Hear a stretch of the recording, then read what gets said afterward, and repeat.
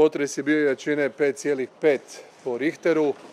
Ovo je najjači potres u Zagrebu u zadnjih 140 godina. Jači potres je bio 1880. godine. U ovom trenutku razvidno je da postoje brojna oštećenja na zgradama, postoje brojna unutarnja oštećenja na zgradama. Pozivamo sve građane na oprez. Mi ćemo u ovom trenutku preporučiti da većina naših sugrađana u Zagrebu za sada, bez obzira što je malo hladno vrijeme, bude ispred svojih zgrada, da nema potrebe i panike za velikim odlascima na benzinske crpke, nego da drže razmak upravo onako kako je bila preporuka Stožera civilne zaštite zbog epidemije koronavirusa.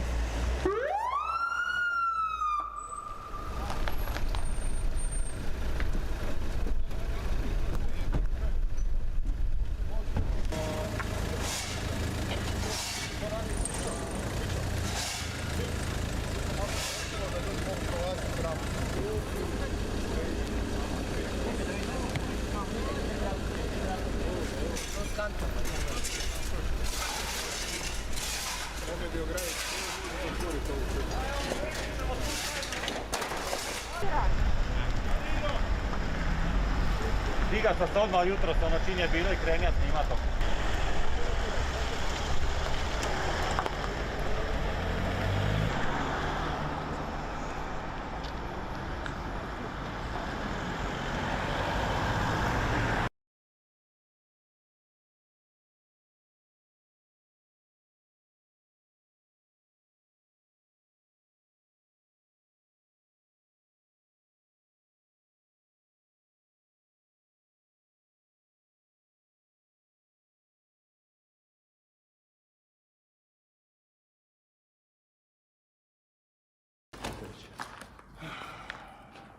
I krov stoji savršeno, ima zatege.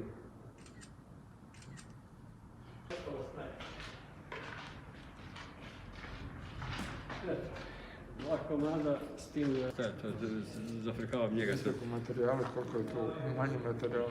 Koje je to kad padne, da.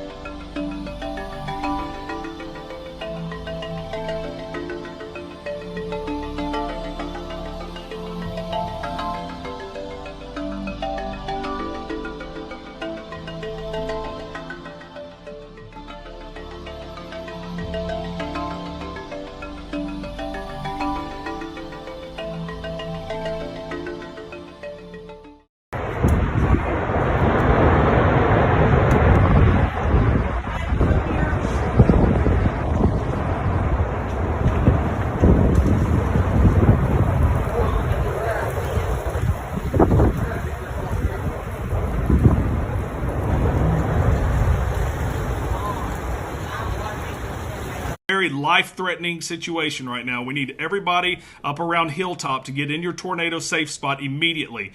Get in your tornado safe spot anywhere in Jonesboro. Sage Meadows, get in your tornado safe spot. We need everybody from the university. This is going to be coming extremely close to Arkansas State University. Zach, can you make out what up some of these places are there? There's the stadium lights right there. Yes, yeah. So that's the baseball field right below me. So this is moving towards Red Wolf. If you know anybody on Red Wolf right now, they are in danger.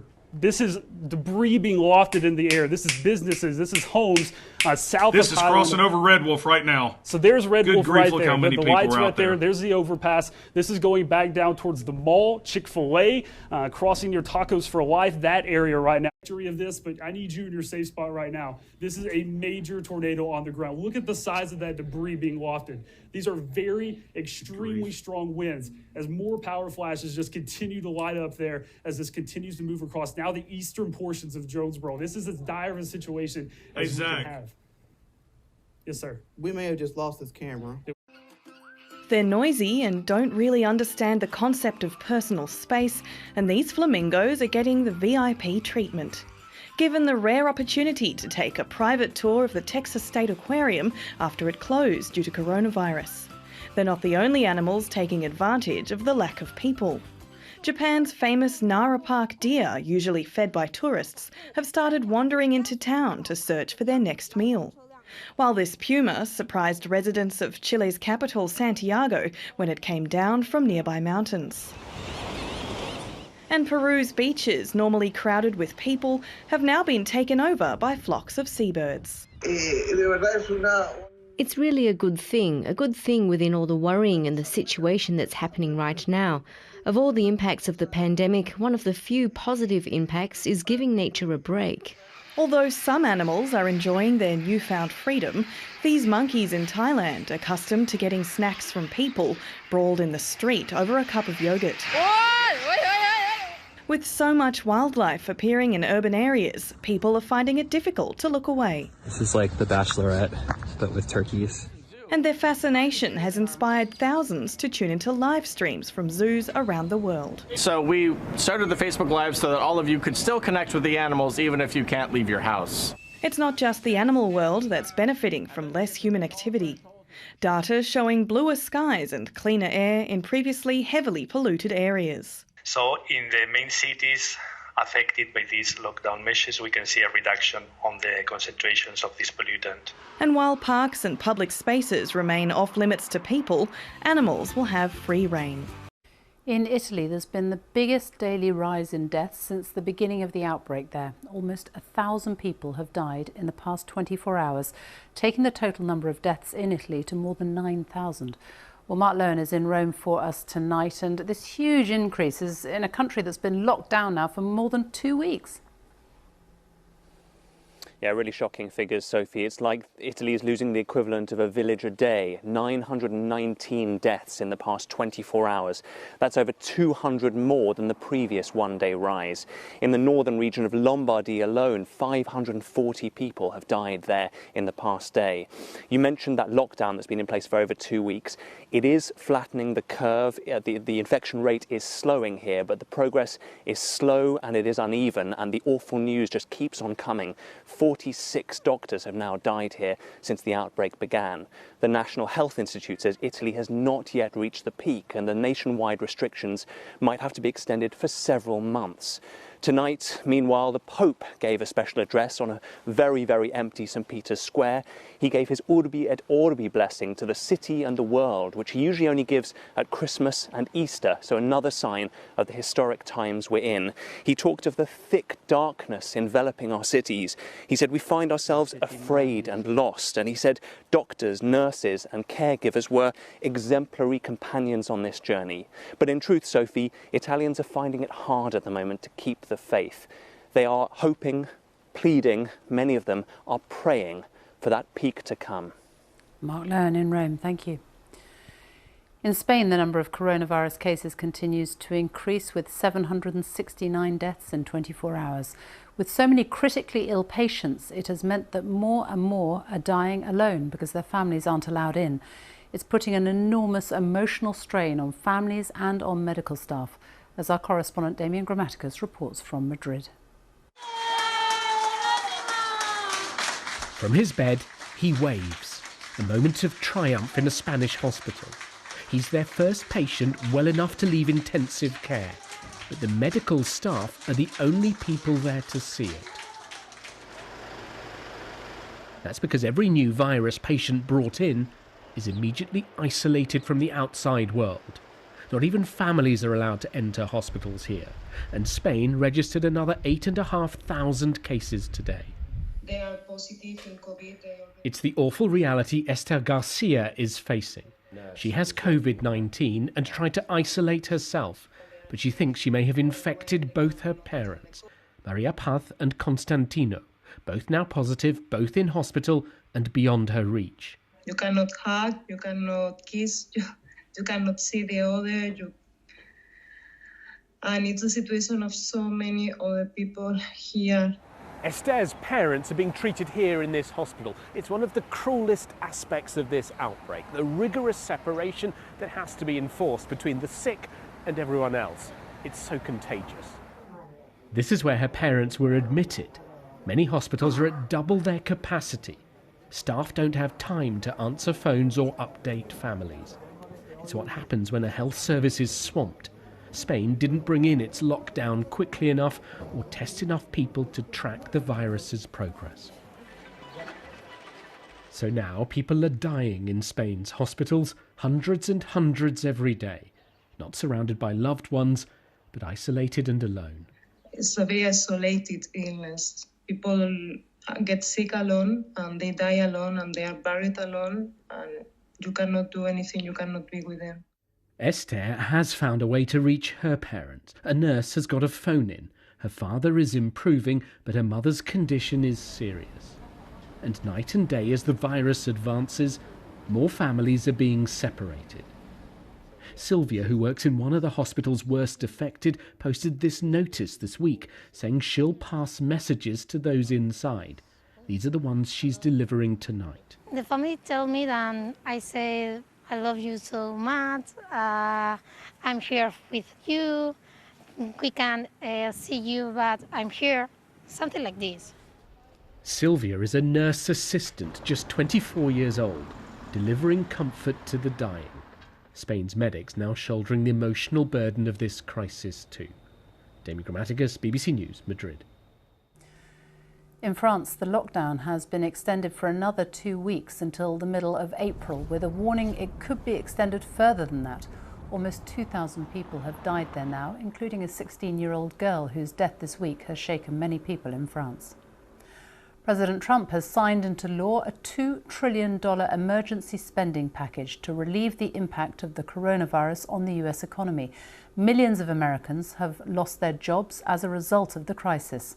More than 100,000 people in the States now have the virus. That's more than any other country in the world. Almost half of them are in New York State.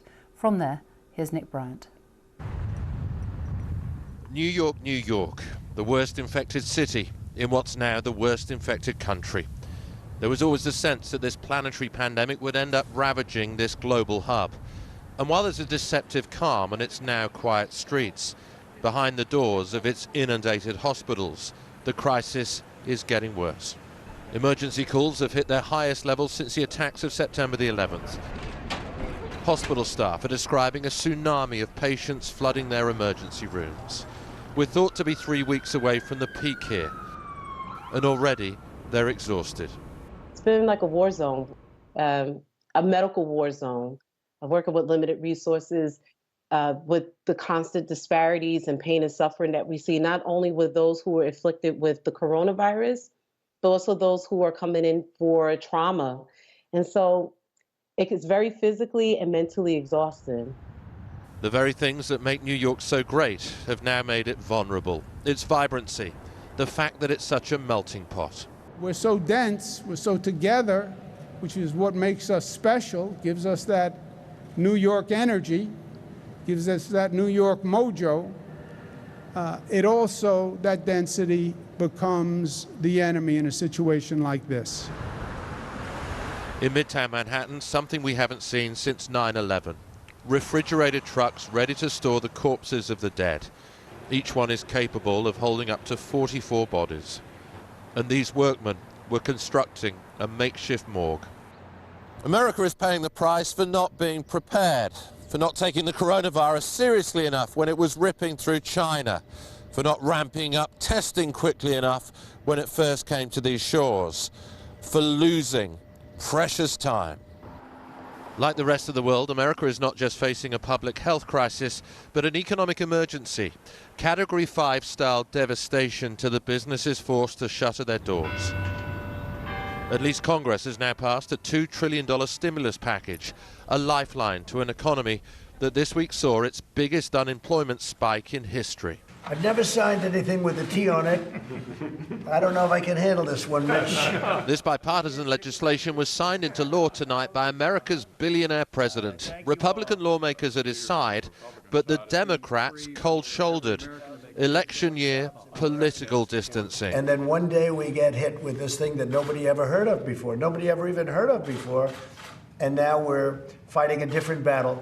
But I really think in a fairly short period of time, because of what they've done and what everyone's done, I really think we're going to be stronger than ever. America is on a war footing, led by a commander-in-chief, desperate but unable to declare victory. Nick Bryant, BBC News, New York. In a country in lockdown, the dead are buried without relatives to mourn them. In a cemetery in Barcelona, just a solitary priest is present to pay last respects. A fate awaiting hundreds as the death toll continues to climb across Spain. In the capital of the country, hospitals are reaching full capacity. Here the halls and waiting rooms are packed, standing room only, as they wait for someone to treat them. In another Madrid hospital, patients lie on the floor because there are no beds left. Jose Cabanas, whose mother is still in hospital in Barcelona, says staff there told him the pressure is relentless. Someone said to me that when they had like the terror attacks, it was a moment they had a lot of people arriving at the same time, but that was it. And now it's a constant flow, and they have difficulty managing it. How did Spain become one of the worst affected countries? This may have played a key role. Thousands of Spanish football fans travelling to Bergamo in Italy for the Atalanta-Valencia game on February the 19th. The city's mayor called the game the bomb that exploded the virus. With cheery music, the Spanish government is releasing footage of field hospitals being built, but also fighting allegations it didn't see this outbreak coming early enough or do enough to stop it. The increase in fatalities today is not statistically higher than we've seen 2 days ago, which was showing a more stable tendency which continues despite today's increase. More and more doctors and nurses are becoming infected. Radiologist Sergio Del Rio is recovering in isolation and says the health system has seen nothing like it. We're having cases of patients dying in our hands, but in absolute solitude. These patients have to be completely isolated, and they're dying in the hands of the doctors. And us healthcare workers have to go home in fear of transmitting the virus to our families. The situation has got the better of us. I've never seen so much fear in either the faces of the patients or the healthcare workers.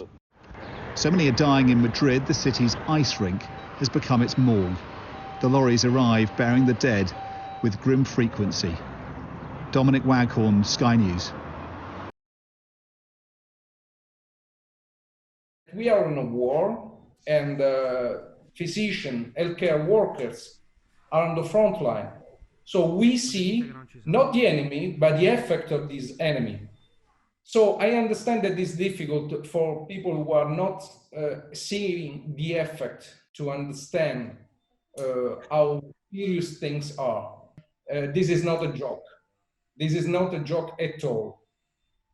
So how would you characterize the pandemic at this very moment in Italy? You know that in Italy we have a death rate possibility higher than China. Everything is an emergency. We are carrying very severe patients with a shortage of beds, with a shortage of medical equipment, ventilators, and also healthcare workers are in a limited number. This will be the same for every healthcare system. There will be no difference. You mentioned how you and your colleagues have had to make difficult choices. Can you talk about some of the decisions you've had to make and how you balance that with who has the best chance to survive? This is an important question, it's a tough question. First of all, we are physicians, so we are devoted to save as many lives as we can. But now, for us, is more and more difficult to be and to consider ourselves physician in the strict meaning of the terms, we are confronted to choices which are done in a very difficult condition with much pressure. Personally, something which is for me extremely difficult is the moments of dying. Families are contacted by phone to tell them that their beloved is dead. So communicating only by phone is something like this is extremely difficult. And another thing that is very hard to cope with is also the emotional pressure that each of us has to manage, also to sustain all the other people, all the other colleagues. I have colleagues that even when they are very tired and emotionally stressed, they are crying. You know, this is the first time that we fight against a pandemic like this. Like this is for us is the first time. I think for the world. How are you both faring emotionally, and how do you find moments of hope, I guess, in the midst of all of this? You know, we as a physician, especially in the critical care world, we always have probably an intrinsic hope for everybody. Mm-hmm. Otherwise, I think it would be very difficult to being a physician. You need to be strong for everything, for everybody. But this is our hope, and also we are doing for our families. My wife is pregnant, and I have a little child of 18 months. We decide to live separated since 15 days. So I come back at home. Sorry. When I am not in the house, my wife goes in the house and leave me something for the food, for the dinner, and we see by the phone. And this is since 15 days. Guys, I am 39 years old and I am 26 weeks pregnant, nearly, with my baby. I've just been told that I have COVID-19 and I've been ill for 2 weeks. I've been in hospital now since Saturday and today is Wednesday. I have pneumonia on both lungs and I'm fighting for me and my baby. It's not worth going out. Anything you think you wouldn't, you can get another time.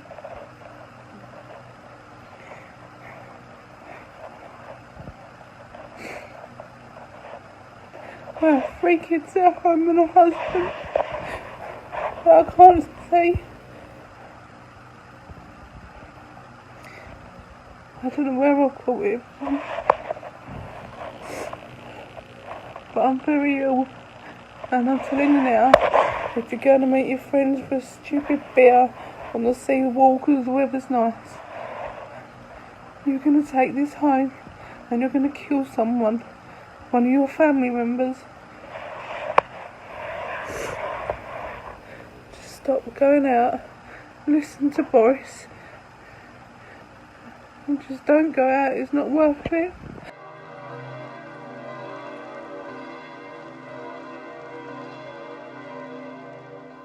In dramatic scenes of pouring rain and a vacant St. Peter's Square, Pope Francis gave an extraordinary blessing to the city and to the world. The March 27th blessing, Urbi et Orbi, typically given only after the election of a new pope and at Christmas and Easter, was the Pope's response to the coronavirus pandemic.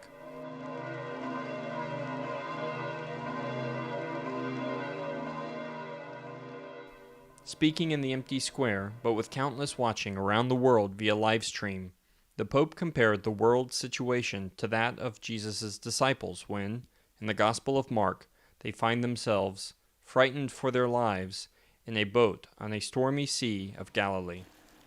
La tempestà smaschera la nostra vulnerabilità e lascia scoperte quelle false e superflue sicurezze in cui abbiamo costruito le nostre agende, i nostri progetti, le nostre abitudini e priorità. Ci dimostra come abbiamo lasciato addormentato e abbandonato ciò che alimenta, sostiene e dà forza alla nostra vita e alla nostra comunità. Signore, ci rivolgi un appello alla fede, che non è tanto credere che tu esista, ma venire a te e fidarsi di te. In questa Quaresima risuona il tuo appello urgente: convertitevi, ritornate a me con tutto il cuore. Ci chiami a cogliere questo tempo di prova come un tempo di scelta. Non è il tempo del tuo giudizio, ma del nostro giudizio. Il tempo di scegliere che cosa conta e che cosa passa, di separare ciò che è necessario da ciò che non lo è. È il tempo di reimpostare la rotta della vita verso di te, Signore, e verso gli altri.